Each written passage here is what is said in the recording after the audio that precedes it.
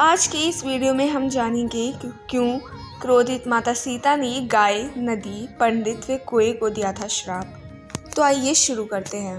भगवान श्री राम और उनके भाई लक्ष्मण और पत्नी सीता के साथ वनवास जाने की बात सभी जानते हैं। इस बात से अयोध्या वासी दुखी थे। राजा दशरथ राम और लक्ष्मण के वियोग के दर्द को भी झेल नहीं सके और उनकी मृत्यु हो गई। पिता के निधन की खबर सुनकर भगवान राम और उनके छोटे भाई लक्ष्मण को गहरी ठेस पहुंची। दोनों भाइयों ने जंगल में ही पिंडदान करने का फैसला लिया। पिंडदान के लिए दोनों भाई जंगल में ही आवश्यक सामग्री एकत्रित करने के उद्देश्य से निकल गए। एक और पिंडदान का समय निकलता जा रहा था। ऐसे में माता सीता ने अपने पिता समान ससुर दशरथ का पिंडदान उसी समय भगवान राम व लक्ष्मण के बिना करने का फैसला लिया।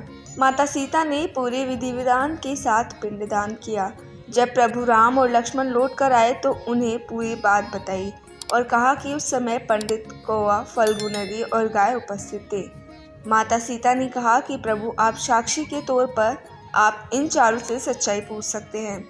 श्री राम ने इस बात की पुष्टि के लिए जब चारों से पूछा तो उन्होंने झूठ बोलते हुए इनकार कर दिया। इस बात से माता सीता से दोनों भाई नाराज हो गए। इस बात को सुनकर माता सीता क्रोधित हो गईं और झूठ बोलने की सजा देते हुए आजीवन श्रापित कर दिया। माता सीता से पंडित को श्राप मिला कि पंडित को कितना भी मिलेगा लेकिन उसकी दरिद्रता कभी दूर नहीं होगी। कुएं को कहा कि उसके अकेले खाने से कभी पेट नहीं भरेगा और आकस्मिक मृत्यु हो जाएगी। फल्गु नदी को श्राप दिया कि पानी गिरने के बावजूद नहीं, ऊपर से हमेशा सूखी ही रहेगी और नदी के ऊपर पानी का बहाव कभी नहीं होगा।